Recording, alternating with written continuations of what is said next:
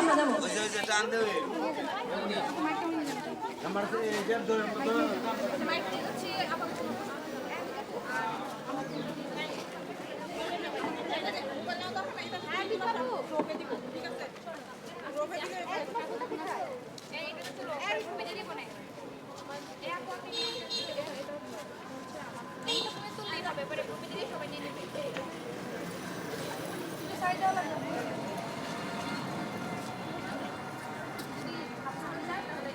আপনাদের মাঝে কেউ কথা বলবে?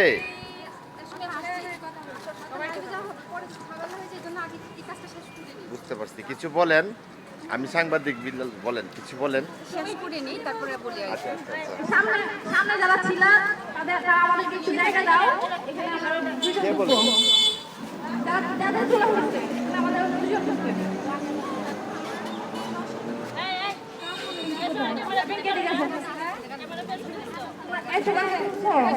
মানে আমাদেরকে একটু সুযোগ দাও।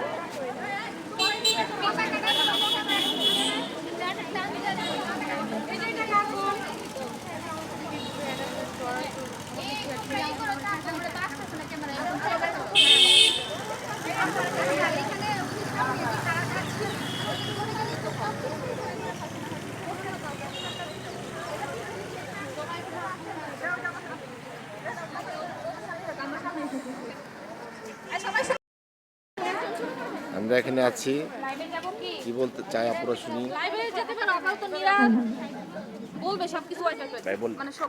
কিশোরগঞ্জ সরকারি মহিলা কলেজে আজকে যারা এখানে সমবেত হয়েছে, বর্তমান বাংলাদেশের বৈষম্য বিরোধী ছাত্র আন্দোলনকে সমর্থন জানিয়ে সকলকে জানাই সাধুবাদ। আজকের এই দিনটা আমাদের আসলে কারোর কাম্য ছিল না, আমরা কখনো চাইনি আজকে আমরা এখানে এসে দাঁড়াবো। আমাদের যে অভিভাবক, যাকে আমরা আমাদের অভিভাবক ভেবেছিলাম, যে অভিভাবকের জন্য আমরা ভেবেছিলাম যে শান্তিতে ঘুমোতে পারবো, সেই অভিভাবকই আজকে আমাদের ঘুম কেড়ে নিয়েছে। কানে যখন বাজে পানি লাগবে কারো পানি, তখন রাতে আর ঘুম হয় না।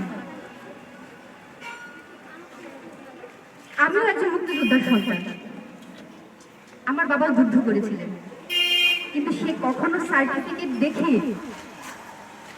দেশের কাছ থেকে ভিক্ষা নিতে চাইনি।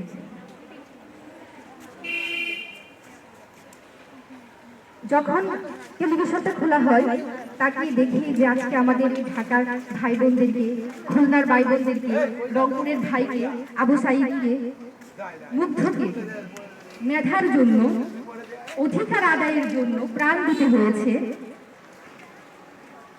তখন আমাদের চোখে আর ঘুম থাকে না। তখন আমরা বাধ্য হয়ে এভাবে রাস্তায় দাঁড়াই। আমার লজ্জা হয় আমি বাংলাদেশি, আমি বাংলাদেশে থাকি, আমি লজ্জিত। আমার লজ্জা হয় আমার অভিভাবকরা এখনো নির্বাক, তারা সজাগ হচ্ছে না। কিশোরগঞ্জ সরকারি মহিলা কলেজের কোনো শিক্ষক আমাদেরকে সহযোগিতা করছে না। আমার লজ্জা হয় আমি কিশোরগঞ্জ সরকারি মহিলা কলেজের শিক্ষার্থী, ছাত্রী। আজকে আমরা এখানে বাইরে দাঁড়িয়ে সমবেত হয়েছি, আমাদেরকে ভেতরে যাওয়ার জন্য দিচ্ছে না, অথচ আমি কিশোরগঞ্জ সরকারি মহিলা কলেজের ছাত্রী, আমি আমার কলেজের ভেতরে ঢুকতে পারছি না। এটা আমার জন্য একটা লজ্জার বিষয়, এবং আমি কিশোরগঞ্জ সরকারি মহিলা কলেজে পড়ি, এটা আমার জন্য একটা লজ্জার বিষয়। আমরা এখানে সমবেত হয়েছি ঢাকার ভাই বোনদেরকে সমর্থন জানাতে।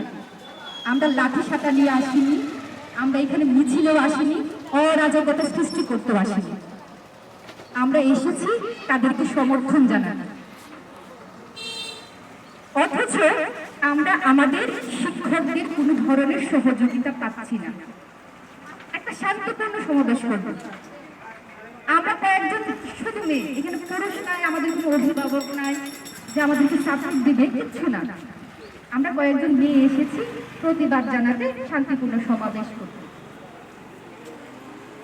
দেশটা পরাধীন নয়, দেশটা এখনো স্বাধীন। তা ভাবতেই আমার কেমন যেন গা শিউরে উঠছে। আমরা স্বাধীন দেশে বসবাস করি, আমরা আমাদের মত প্রকাশ করতে পারি না।